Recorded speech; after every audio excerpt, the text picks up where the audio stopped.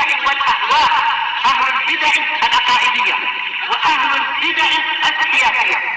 نقول بيننا وبينكم السلف، بيننا وبينكم الكتب، كان فيقول البدع بيننا وبينكم. Bismillahirrahmanirrahim. Alhamdulillah hamdan katsiran tayyiban mubarakan fihi kama yuhibbu rabbuna wa yarda. Wa asyhadu an la ilaha illallah wahdahu la syarikalah. Wa asyhadu anna Muhammadan 'abduhu wa rasuluh. Nabiyullah wa khaliluh sallallahu alaihi wa ala alihi wa sallama tasliman mazida la nabiyya ba'dah. Ikhwani fillah hafizakumullah jami'an. Kita sekarang masih berada di pembatal keislaman yang kelima yang akan kita baca. Adapun sebelumnya pembatal yang pertama, kedua, ketiga, keempat sudah kita lewati semuanya. Pembatal keislaman yang pertama adalah asyirku fi ibadatillahi jalla wa ala, yaitu berbuat kesyirikan di dalam beribadah kepada Allah Subhanahu wa taala. Kemudian pembatal yang kedua, seseorang menjadikan antara dirinya dengan Allah Subhanahu wa taala perantara-perantara, baik di dalam mendapatkan syafaat ataupun di dalam bertawakal. Nah, jadi mereka tidak langsung minta kepada Allah Subhanahu wa taala, tapi mereka melalui perantara-perantara yang mereka anggap mungkin orang soleh atau orang yang meninggal dan semisalnya. Nah, kemudian yang ketiga adalah barang siapa yang ragu terhadap kekafiran orang yang kafir atau ragu, barang siapa yang tidak mengkafirkan orang kafir atau ragu terhadap kekufuran orang kafir atau membenarkan agama mereka, maka dia kafir. Kemudian pembatal yang berikutnya yang keempat adalah barang siapa yang meyakini adanya petunjuk yang lebih sempurna dan lebih baik daripada petunjuk Rasulullah sallallahu alaihi wa ala alihi wasallam, maka dia kafir. Sekarang yang kelima, barakallahu fikum, perhatikan. Qala Asy-Syaikh Abdullah Al-Qara'awi atsabahullah, al-khamisu yang kelima, man abghadha syai'an mimma jaa'a bihi Rasul sallallahu alaihi wasallam walau 'amila bihi kafar. Nah, ini pembatal yang kelima, barakallahu fikum. Barang siapa yang membenci sedikit saja dari apa yang Rasulullah bawa berupa syariat, walau amila bihi, walaupun dia ngamalkan tapi benci gitu loh ya. Dia ngamalkan tapi benci dengan syariat tersebut, kafir, sungguh dia telah kafir. Bayangkan ini. Apalagi kalau tidak mengamalkan. Dia ngamalkan saja ya, benci dengan syariat yang dia amalkan itu aja sudah masuk dalam kekufuran karena menunjukkan dia enggak ridha itu ya. Enggak ridha, enggak terima dengan syariat tersebut. Apalagi kalau membenci dan tidak mengamalkan, tambah lagi. Apa maksudnya ya? Jadi pembatal keislaman yang kelima ini ternyata sangat mengerikan, barakallahu fikum. Naam. Barang siapa yang membenci sedikit saja dari apa yang Rasulullah bawa berupa syariat, walaupun dia mengamalkan dengan syariat tersebut, sungguh dia telah terjatuh dalam kekufuran. Mengerikan sekali. Contohnya apa contohnya? Contohnya, barakallahu fikum, dia tahu kalau memelihara jenggot itu adalah apa? Wajib, tapi dia benci. Pengennya dia enggak memelihara jenggot itu pengennya. Wah, dia akhirnya karena gengsi atau karena takut atau karena tidak pede dengan temannya, akhirnya dia pelihara jenggot itu. Dalam keadaan dia benci sebenarnya. Nah, itu dikhawatirkan masuk dalam apa? Kekufuran, seperti itu. Nah, karena apa? Karena kita semuanya harus ridha dan terima dengan keputusan Allah dan Rasulnya. Karena Allah Subhanahu wa taala dan Rasulnya manakala sudah menetapkan sebuah hukum atau sebuah perkara, mau tidak mau kita harus tunduk dan tidak boleh mencari pilihan yang lain. Dalilnya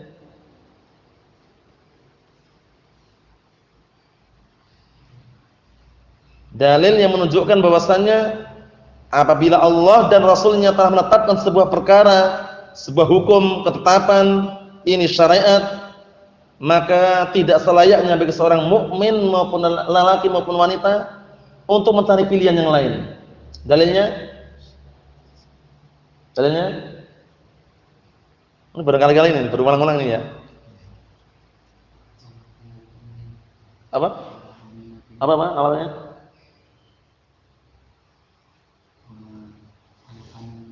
Karena apa? Ini ayat enggak boleh tebak-tebak loh. Harus tepat ya.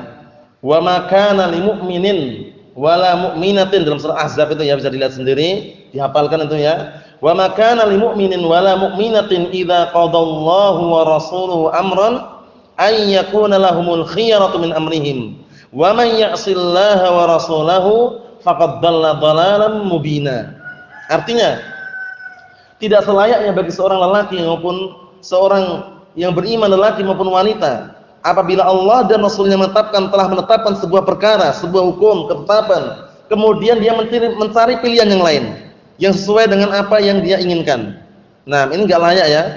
Wa may ya'sillaha wa rasulahu faqad dhalla dhalalan mubina. Dan barang siapa yang bermaksiat kepada Allah dan Rasulnya, sungguh dia telah sesat dengan kesesatan yang nyata. Jadi mau tidak mau harus tunduk dengan syariat Rasulullah sallallahu alaihi wa ala alihi wasallam. Jadi ketika dia mengamalkan harus tunduk dan meyakini bahwasanya itu adalah syariat. Nah, tidak boleh benci. Kalau dia mengamalkan tapi dia benci, dikhawatirkan masuk dalam kekufuran ini, waliyadzubillah. Falyahdharil ladzina yukhalifuna an amrih an tusibahum fitnah aw yusibahum 'adzabun alim. Maka hendaknya berhati-hati orang-orang yang mereka menyelisih perintah Rasulullah sallallahu alaihi wasallam, perintah Allah dan Rasulnya, akan ditimpa padanya sebuah apa? Bala, malapetaka, atau ditimpa padanya azab yang pedih. Kemudian Allah Ta'ala juga berfirman, "Wa may yushaqiqir rasula min ba'di ma tabayyana lahul huda wa yattabi' ghayra sabilil mu'minin nuwallihi ma tawalla wa nuslihi jahannam wa sa'at masira."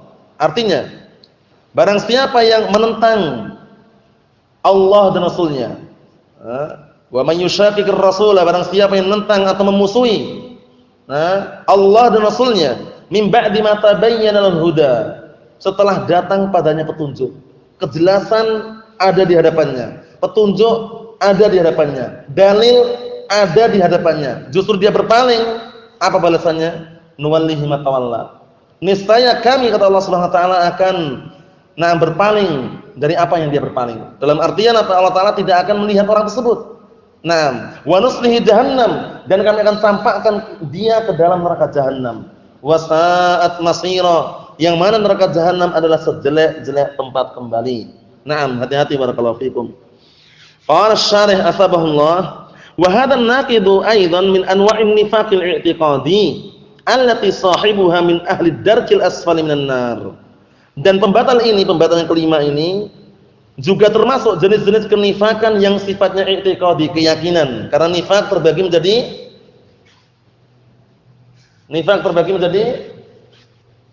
apa itu? Ya, nifak i'tiqadi sama nifak amali.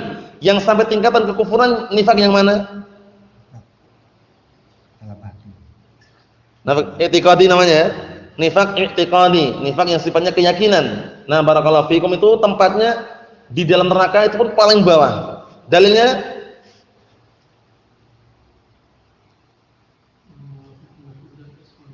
innal munafiqina fi darkil asfali minan nar. Sesungguhnya orang-orang munafik berada di kerak api neraka yang paling bawah. Padahal orang kafir di neraka itu pun masih apa? Di paling bawah ini orang munafik. Karena apa? Karena enggak nampak. Karena orang munafik yang nifaknya i'tiqadi itu enggak nampak. Yudhiru al-islam wa yubtinu al-kufra. Menampakkan keislaman, menyembunyikan kekufuran. Seperti orang-orang apa? Orang-orang ketika di zaman para sahabat waktu itu ya. Nah, seperti Abdullah bin Ubay bin Salul, ra'isul munafikin, paham ya? Termasuk pemimpinnya orang munafikin di Madinah waktu itu. Nah, Abdullah bin Ubay bin Salul. Abdullah bin Ubay bin Salul termasuk ra'isul munafikin, pemimpinnya orang-orang munafikin. Begitu ada peperangan, Rasulullah sudah menyerbu, mengepung, kemudian kalau yang dikepung itu dari kalangan Yahud dan semisalnya, minta syafaat. Nah, barakallahu fikum, dan yang semisalnya. Nah, ketika Rasulullah mengepung peperangan apa itu? Nah, barakallahu fikum, Banu Quraidah. Kemudian Abdullah bin Ubay bin Salul minta agar dibebaskan, atau syafaat. Bayangkan itu. Menunjukkan bahwasannya apa? Bahwasannya sangat barakallahu fikum, mengerikan sekali. Karena tidak nampak gitu ya. Orang-orang mengira sahabat menyembunyikan kekufuran, barakallahu fikum, menampakkan keislaman. Ketika perang apa? Yang mereka akhirnya berbondong-bondong pasukannya Abdullah bin Ubay bin Salul sampai di tengah perjalanan pulang lagi, perang apa kemarin? Apa? Perang Uhud ya. Di perang Uhud barakallahu fikum. Padahal pasukan kaum muslimin lumayan besar waktu itu ya. Hampir 1000 itu ya. 1000 pasukan. Kemudian musuhnya berapa pasukan? Perang Uhud 3.000-an ya, pasukannya sekitar 3.000-an. Nah, tapi sampai di tengah perjalanan barakallahu fikum pulang lagi Abdullah bin Ubay bin Salul bersama pasukannya berapa orang? Berapa orang? 300 pasukan. Akhirnya tinggal 700 tadi. Dan di situ memang diberikan ujian yang sangat luar biasa oleh Allah Subhanahu wa taala, yang mana waktu itu perang Uhud terjadi pada tahun pada tahun 3 Hijriah. Nah, ahsan barakallahu fikum. Jadi ingat ya, perang Badar tahun 2 Hijriah. Nah, barakallahu fikum, dimulai di bulan apa? Perang Badar Ramadan ya, selesainya di akhir Syawal atau di bulan Syawal. Kemudian barakallahu fikum hafizakumullah, perang Uhud pada tahun 3 Hijriah. Nah, itu di situ sangat mengerikan sekali soalnya posisi dalam keadaan menghadapi musuh kok malah pulang lagi. Tapi ya kelihatannya ikut berangkat. Karena sebelumnya Rasulullah sudah mengasih apa? Meminta isyarat kepada sebagian para sahabat itu loh ya. Ini bagaimana ini, kita lawan enggak pasukannya Abu Sufyan bin Harb itu? Yang mereka sudah mengatur siasat, kemudian juga mengumpulkan sekutu-sekutunya bersama 3.000 pasukan tadi. Nah, barakallahu fikum, Abdullah bin Ubay bin Salul mengatakan, enggak usah aja ya Rasulullah. Atas makna dan itu. Dan artinya enggak mau perang aslinya. Tapi karena para sahabat yang lainnya ikut perang, ikut berangkat, ini ikut berangkat juga. Tapi enggak sampai tujuan gitu loh. Tengah perjalanan pulang lagi. Siapa tadi? Bin Salul. Salul ya, Salul. Abdullah bin Ubay bin Salul, enggak masalah. Yang penting hatinya sudah tahu ya. Nah, melafadzkan berat enggak masalah ya. Nah, Abdullah bin Ubay bin Salul. Abdullah bin Ubay bin Salul. Nah, barakallahu fikum. Itu termasuk ra'isul munafikin yang membuat ulah Qisatul Ifk. Juga Abdullah bin Ubay bin Salul. Apa itu Qisatul Ifk? Abdullah. Apa itu Qisatul Ifk? Fitnah apa maksudnya? Naam. Di Qisatul Ifk itu siapa yang menyebarkan di antaranya yang istilahnya barakallahu fikum sana kemari bicara misalnya Abdullah bin Ubay bin Salul juga di Madinah waktu itu barakallahu fikum. Naam. Dituduh Aisyah berzina dengan siapa? Dengan siapa, Pak? Pak Numan?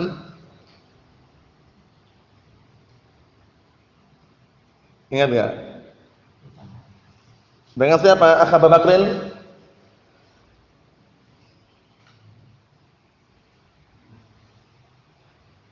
Dengan siapa? Bin? Ini binnya nih. Sofwan banyak ya. Ini Sofwan bin siapa? Muhammad? Muhammad yang ini? Sofwan bin? Antum Muhammad antum? Aba Muhammad? Aba Yusuf? Baisan? Ahsan. Sofwan ibn Mu'attal As-Sulami. Paham ya? Bisa dilihat dalam kitab Al-Fusul di Siratul Rasul. Nanti kalau yang punya lihat. Itu ada kisahnya luar biasa itu, Qisatul Ifk itu. Namun tidak lama kemudian Allah Subhanahu wa taala memang berikan ujian di balik itu dan ada hikmah di balik itu semuanya. Allah Subhanahu wa taala menurunkan surat An-Nur, di antaranya bentuk apa itu? Bentuk pembelaan terhadap Aisyah ummul mukminin. Allahu musta'an. Abdullah bin Ubay bin Salul. Nah, kalau kita lihat kisahnya walaupun istilahnya secara ringkasnya barakallahu fikum, waktu itu kenapa kok sampai dituduh seperti itu, kok Aisyah sampai terlambat kemudian diantar oleh Sofwan bin Mu'attal As-Sulami, itu kisahnya kenapa, tragedinya kenapa, ada apa itu loh. Ada apa kira-kira? Sebelumnya ada apa bisa terlambat itu loh? Tertinggal karena tertidur ya, tentu benar. Cuman sebab tertidurnya itu karena habis ngapain gitu loh. Aisyah ummul mukminin. Terus apa? Mencari apa? Nah, barakallahu fiikum, mencari apa? Cincin bukan? Dikit lagi. Posisinya waktu itu ketika habis merang Bani Mustalik ya. Nah, barakallahu fiikum. Itu kisahnya bisa dilihat dalam Al-Fusul Siratul Rasul. Cuman ketika Aisyah ummul mukminin tertidurnya karena kecapeannya, dan dia berharap sekali kalau seandainya rombongan yang pulang tadi itu merasa kehilangan itu dan akan balik lagi ke situ, tapi ternyata tidak juga, akhirnya tertidur di situ. Nah, setelah itu Sofwan bin Mu'attal As-Sulami mengatakan inna lillahi wa inna ilaihi raji'un, zaujatun Nabi atau zaujatul Rasulillah, kaget dia. Nah, setelah kaget itu kan terbangun Aisyah ummul mukminin. Namun sebelum tidurnya ngapain itu? Sebelum tertidur ini ada apa? Mencari kalung. Kalung siapa? Kalung sendiri. Kalung sendiri? Bukan. Kalungnya siapa? Kalungnya siapa? Siapa? Kalungnya Asma bintu Abu Bakar, karena waktu itu pinjam. Waktu itu pinjam, kepada Asma bintu Abu Bakar. Asma itu apanya Aisyah berarti? Bibinya? Terlalu jauh.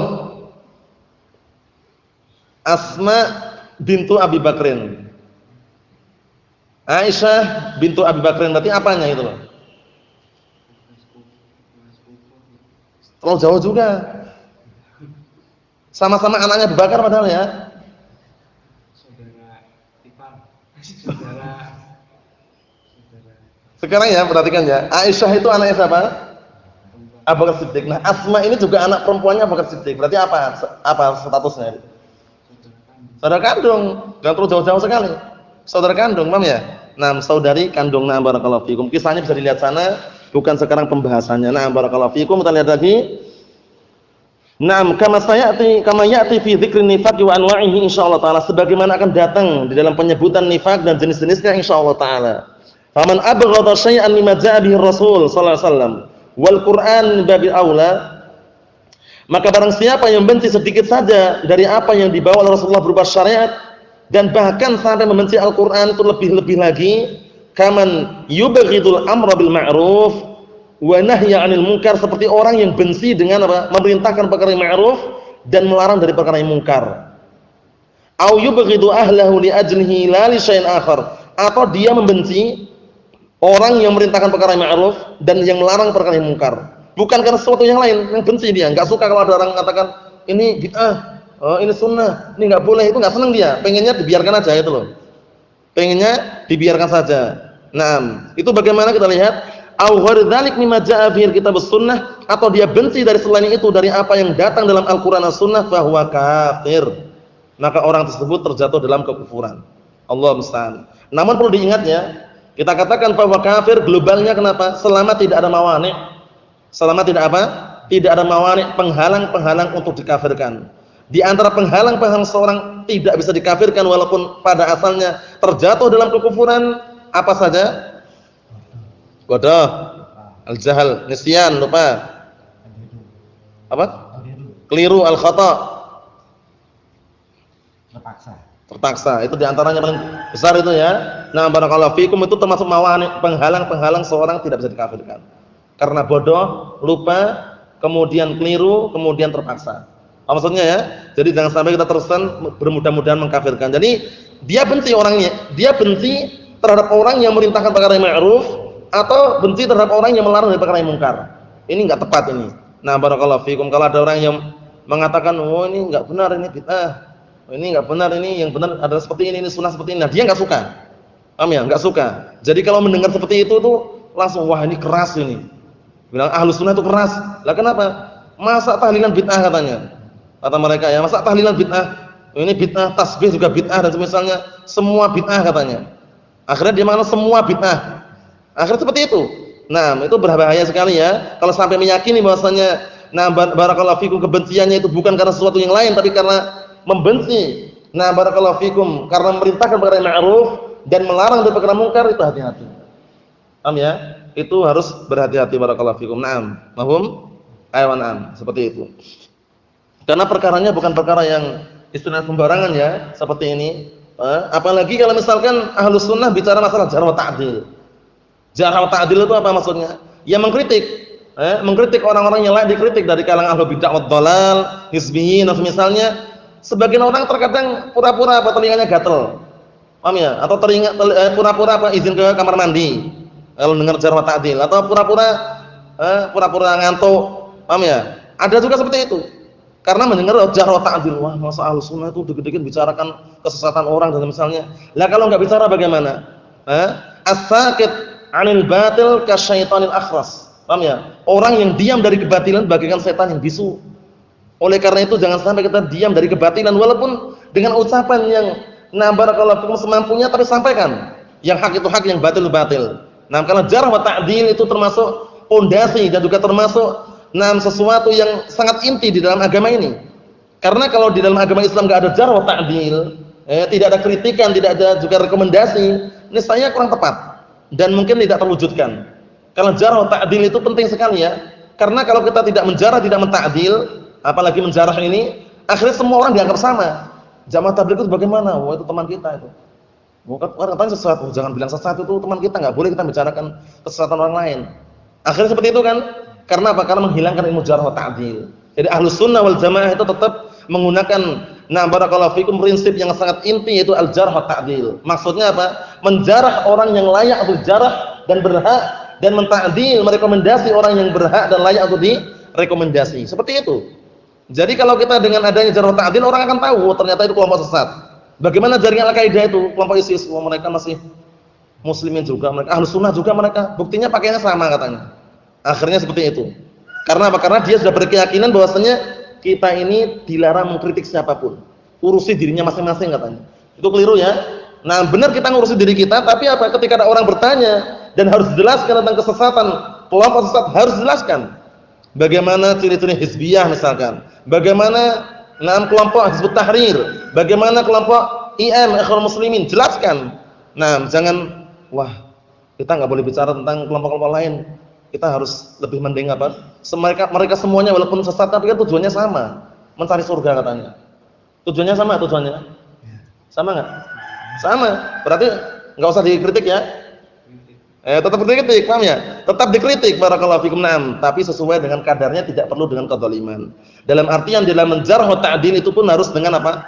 Harus dengan keadilan. Innallaha ya'murukum bil 'adl. Sesungguhnya Allah Subhanahu wa taala memerintahkan kalian untuk berbuat keadilan semua perkara. Baik di dalam menjarah, di dalam ta'dil, butuh keadilan, enggak boleh sembarangan.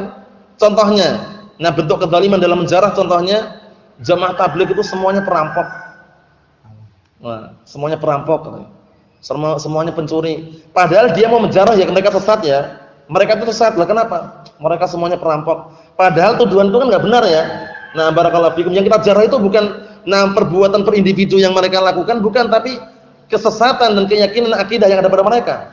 Paham ya? Ajaran mereka yang kita beberkan, yang kita jelaskan, dan tidak perlu menyebutkan kebaikannya. Mereka tapi walaupun sesat tapi masih baik sama orang itu, bagus sekali muamalahnya. Ada orang berjudi pun dipijetin, ya enggak? Dipijetin, kemudian diajak sholat, nanti sholat dulu ya Pak, nanti setelah sholat dilanjutkan lagi judinya. Macam-macam. Itu jamaah tabligh ya. Jadi tidak perlu kita menggunakan mazhab atau manhaj muwazanah. Manhaj muwazanah itu manhaj yang waktu itu diawali diantaranya adalah pemikirannya Muhammad bin Surur, yang sekarang kelompoknya dikenal dengan Sururiyun. Itu diantaranya di dalamnya ada manhaj muwazanah. Manhaj muwazanah itu manhajnya luas. Pokoknya kalian tuh belajar masalahnya apa saja silahkan tafadhol. Yang penting yang diajarkan Al-Qur'an dan Sunnah, enggak perlu mengkritik, enggak perlu tahu siapa yang ngajar, gurunya menerapkan atau enggak, yang penting kalian belajar. Terlalu enak kan? Terlalu enak. Walaupun belajar dengan para ustadz yang muncul dalam televisi, silahkan tafadhol. Yang penting yang diajarkan Al-Qur'an Sunnah. Adapun kita barakallahu fikum punya prinsip yang perlu dipegang, yaitu apa? Athar Muhammad bin Sirin rahmatullah alaih yang diriwayatkan Imam Muslim dalam muqaddimahnya, inna hadzal ilma dinun fangduru amman ta'khuduna dinakum. Sesungguhnya ilmu ini adalah agama, maka lihatlah dari mana kalian mengambil agama kalian. Jadi enggak sembarang orang. Kemudian mereka juga punya prinsip bahwasanya ketika kalian menyebutkan kejelekan mereka, kesesatan mereka, tolong sebutkan juga kebaikan. Mereka juga punya kebaikannya. Akhirnya kalau kita sebutkan kebaikan mereka, orang jadi menghindar enggak? Enggak jadi. Ternyata mereka walaupun sesat punya kebaikan. Akhirnya gitu kan? Enggak jadi menjauhi. Nah ini kelirunya di sini barakallahu fikum. Adapun dalam masalah jarh wa ta'dil, barakallahu fikum, para ulama mutaqaddimin maupun mutaakhirin enggak ada yang menerapkan manhaj muwazanah ini, yang sangat berbahaya ini. Menyebutkan kesesatan saja agar orang berhati-hati darinya. Perkara kebaikan itu lain lagi urusannya. Kalau disebutkan dalam masalah maqam al-jarh, tempat menjarah dan semisalnya, itu nanti orang akan berbalik arah.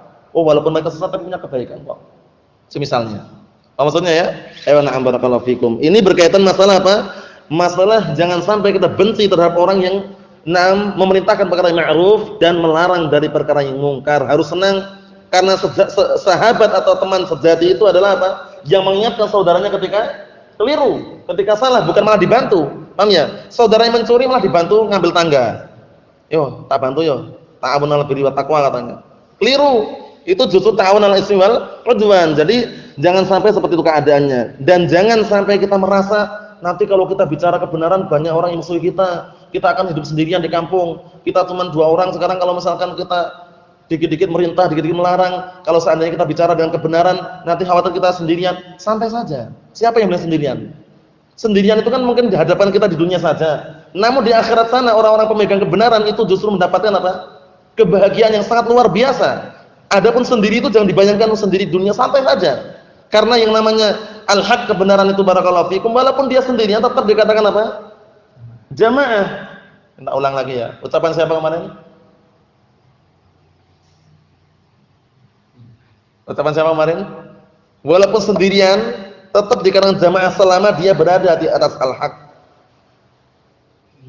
Abdullah bin Mas'ud radhiyallahu anhu, sebagaimana yang diriwayatkan oleh Imam Khatib Al-Baghdadi dalam kitab Al-Faqih wal Mutafaqih, al-jama'atu ma wafaqal haqqa wa in kunta wahdak.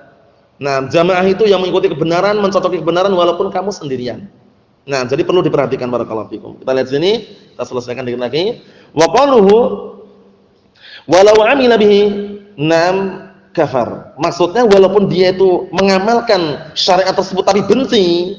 Jadi dia benci ya sebenarnya, cuman mengamalkan juga, itu sampai kekufuran juga. Allahul musta'an. Wa hadza asyad wa a'zam. Yang seperti ini lebih parah dan lebih besar. Ai walau kana 'amilan bima yubghiduhu mimma ja'a bihi an-nabi sallallahu alaihi wasallam fala yanfa'uhu dzalik. Fala yanfa'uhu dzalik. Artinya walaupun dia mengamalkan dengan apa yang dia benci tadi dari perkara atau syariat yang dibawa oleh Rasulullah, maka tidak memberikan manfaat kepadanya sedikit pun. Paham ya? Dia benci ngamalkan juga. Paham ya? Allahul musta'an. Kamatnan kamitsli man yubghidu sunniyata i'fa'il lihyah wa huwa yu'fiha. Ini pendapat sebagian ulama, namun yang rajih memelihara jenggot itu bukan sunnah tapi wajib. Paham ya? Kita lihat nanti. Seperti orang yang benci apa? Tentang sunnahnya memelihara jenggot. Nah, dalam keadaan dia meliharanya. Dia memelihara tapi benci sebenarnya. Wah, sebenarnya anak itu benci dengan jenggot yang panjang misalkan. Tapi dia memelihara juga gitu ya. Nah, kata beliau sini seperti apa? Sunnahnya seperti orang yang benci dengan sunnahnya memelihara jenggot. Padahal pendapat yang rajih itu enggak sunnah tapi wajib. Rasulullah mengatakan qasus syawarib wa apa? Wa rahul liha.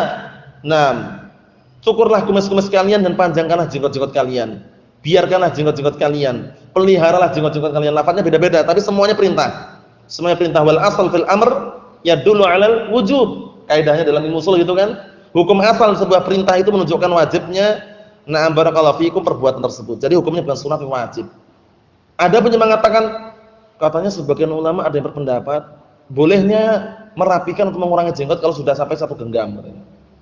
Genggam ini dilihat, kalau lebih genggam boleh dipotong. Paham ya?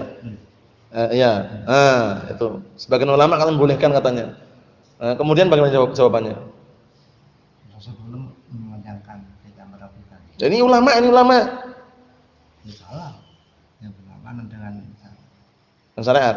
Naam barakallahu fikum, walaupun ulama 1000 ulama pun kalau seandainya bertentangan dengan syariat Rasulullah tetap salah.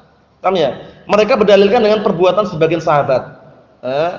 Berdalilkan dengan perbuatan sebagian sahabat. Sedangkan Rasulullah sendiri apa? Merintahkan untuk apa? Memanjangkan, tidak mencukur, bahkan juga merintahkan untuk memelihara. Nah, kita sekarang ketika berhadapan dengan dua syariat seperti ini barakallahu fikum, dalam artian dari sahabat ada yang melakukan, nah kalau sudah panjang sampai 1 genggam atau melebihi 1 genggam boleh dicukur. Rasulullah mengatakan apa? Peliharalah jenggot kalian, panjangkanlah jenggot kalian. Nah, kalau berseberangan seperti ini milih siapa? Rasulullah sallallahu alaihi wasallam. Wa khairul huda, sebaik-baik petunjuk adalah petunjuk Rasulullah sallallahu alaihi wa ala alihi wasallam. Jadi jangan sampai kita keliru dalam melangkah. Naam. Karena yang dimaksud dalam alaikum bisunnati wa sunnatil khulafa'ir rasyidin itu jangan sampai keliru maknanya. Wajib atas kalian berpegang teguh dengan sunnahku dan sunnahnya para khulafa'ir rasyidin, maksudnya bukan sunnah per individu. Paham ya? Namun sunnah-sunnah yang mereka lakukan yang tidak berseberangan dengan sunnahku. Paham ya? Seperti itu. Yang tidak berseberangan dengan ajaran Rasulullah sallallahu alaihi wasallam. Kalau seandainya ada perbuatan sahabat, berseberangan dengan perbuatan Rasulullah, tentunya kita lebih mengedepankan apa? Petunjuk dan syariat Rasulullah. Nah, barakallahu fikum, seperti istihadnya Utsman bin Affan radhiyallahu anhu ketika salat Jumat dengan adzan 2 kali, sedangkan Rasulullah dan para sahabat yang lainnya 1 kali. Nah, seperti ini kita langsung kita mengikuti pendapatnya Utsman bin Affan aja. Ini istihadiyah dan misalnya. Naam, perkara istihadiyah itu bukan terus dijadikan perkara yang bebas, itu enggak. Dilihat, istihad itu ada 2 kemungkinan. Ada kemungkinan pertama istihadnya keliru, dapat 1 pahala orang yang al-istihad tersebut. Atau kemungkinan kedua istihadnya benar, dapat 2 pahala. Nah, kita milih yang benar atau yang keliru? Tentunya milih yang benar. Yang benar adalah Rasulullah dan para sahabatnya. Adzan hanya sekali saja. Oleh karena itu, Abdullah bin Umar radhiyallahu anhuma sempat mengatakan bahwasanya adzan awal di hari Jumat tersebut adalah perkara bid'ah. Paham ya? Karena tidak pernah dilakukan Rasulullah. Dan ucapan ini tidak mengharuskan Utsman bin Affan apa? Mubtadi', hati-hati. Karena orang-orang yang enggak beres itu tentang hizbiyun mengatakan, wah ini orang-orang ini muridnya Syekh Al-Hajuri ini menghukumi Utsman bin Affan mubtadi' katanya. Lah kok bisa? Katanya adzan 2 kali dari Jumat itu katanya bid'ah. Memang ada nasnya dari Abdullah bin Umar itu ya. Nah, bisa dilihat dalam kitab Ahkamul Jum'ah wal Bid'ah itu di antaranya. Nah, barakallahu fikum, atau kitab yang lain. Nah, bahwasanya apa, Mas? Bahwasanya beliau mengatakan adzan awal di hari Jumat tersebut termasuk perkara bid'ah. Tapi apakah mengharuskan Utsman bin Affan mubtadi'? Tidak. Karena orang yang terjatuh dalam kebid'ahan itu jangan langsung dikatakan dia mubtadi'. Dilihat dulu hasilnya apa, sumbernya apa. Atau karena istihadiyah, atau karena ini dan itu. Itu kan istihadnya Utsman bin Affan radhiyallahu anhu. Kalau keliru dapat 1 pahala. Paham ya? Nah, tidak sampai kita mengatakan beliau mubtadi'. Itu perlu diperhatikan barakallahu fikum. Naam. Seperti ini juga. Orang ketika terjatuh dalam kekufuran, apakah kita langsung vonis, oh dia kafir, itu langsung itu, atau dilihat dulu? Dilihat dulu. Paham ya? Dilihat dulu apakah ada mawaniknya atau tidak, sebabnya apa dia melakukan atau mengucapkan kekufuran. Nah, jadi jangan sampai kita bermudah-mudahan serampangan dalam memvonis. Paham ya? Hati-hati. Nah, memvonis, menghukumi fulan hizbi, mubtadi', sesat dan semisal, hati-hati. Kecuali dengan bukti dan burhan yang nyata, dalil dan juga argumen yang pasti. Barakallahu fikum. Naam. Dikit lagi barakallahu fikum. Naam, fayakunu kafiran wal a'yadu billah. Maka orang tadi itu yang benci dengan wajibnya memelihara lihyah atau wajibnya memanjangkan jenggot itu, maka dia terjatuh dalam kekufuran wal a'yadu billah. Li'annal bughda wa nahwahu syai'un kaminun fil qalb. Dikarenakan kebencian dan semisalnya itu sesuatu yang ada menetap dalam hati. La hilata fi, tidak bisa apa? Main hilah atau istilah tidak bisa mengelak. Nasallallahu al-afiyah. Naam, nasallallahu al-afiyah. Kita minta kepada Allah Taala keselamatan. Wa kaman yubghidu wa yakrahu tahrimar riba waz zina wal ghina wa nahwu dzalik. Dan seperti orang yang benci terhadap apa? Terhadap apa? Naam, benci dan juga tidak suka terhadap pengharaman riba dan haramnya zina dan haramnya musik. Paham ya? Enggak suka. Wah, syariat Islam ini katanya inna dina yusrun katanya. Sesungguhnya agama ini mudah. Mudah kok musik aja diharamkan katanya. Mudah itu kan riba silahkan, musik silahkan, zina silahkan kata mereka. Ini semua cuma alasan-alasan yang dengan apa? Dengan akal, tidak dengan dalil. Barakallahu fikum. Naam. Kita katakan apa? Barang siapa yang benci terhadap pengharaman riba, pengharaman zina, pengharaman musik dan semisalnya, maka walau kana la yaf'aluha, walaupun dia tidak melakukan, dia enggak melakukan, cuma benci dengan pengharaman tersebut, fahuwa kafir, maka dia termasuk orang yang kafir. Allah musta'an. Benci saja, tapi dia enggak melakukan. Anak benci sekali dengan orang-orang yang mengharamkan musik, benci sekali katanya. Aku benci sekali dengan orang-orang yang mengharamkan perzinaan. Aku benci dengan orang-orang yang mengharamkan riba. Nah, itu ngomong gitu saja dan dia meyakininya walaupun dia tidak berzina, tidak juga melakukan riba, tidak juga barakallahu fikum menyanyi dan semisalnya, dia terjatuh dalam kekufuran. Allahu musta'an. Wa jami'u ma ja'a bihi Rasulullah sallallahu alaihi wasallam laisa min tilqa'i nafsihi bal huwa wahyun yuha. Dan seluruh apa-apa yang dibawa oleh Rasulullah sallallahu alaihi wasallam bukan sumbernya dari dirinya sendiri, namun itu semuanya adalah wahyu yang Allah Subhanahu wa taala wahyukan kepadanya. Dalilnya mana? Bahwasanya Rasulullah ucapkan itu bukan hawa nafsu tapi wahyu yang diwahyukan kepadanya. Dalilnya mana? Apa? Lafaznya gimana yang pas, yang tepat lafaznya? Keliru dikit ayatnya soal ini. Masih kurang dikit lagi. Wama. Ewa. Na'am ahsan tabarakallahu fikum. Wama yantiqu 'anil hawa in huwa illa wahyu yuha. Artinya tidaklah Rasulullah itu berucap dengan hawa nafsu, melainkan yang beliau ucapkan adalah wahyu yang diwahyukan kepadanya. Jadi untuk masalah penyebutan dalil barakallahu fikum termasuk adab dan juga kaidahnya, kalau dalam masalah hadis itu boleh meriwayatkan dengan makna. Asal hadis ya. Misalkan jalasa kita pakai qa'ada, artinya sama enggak masalah.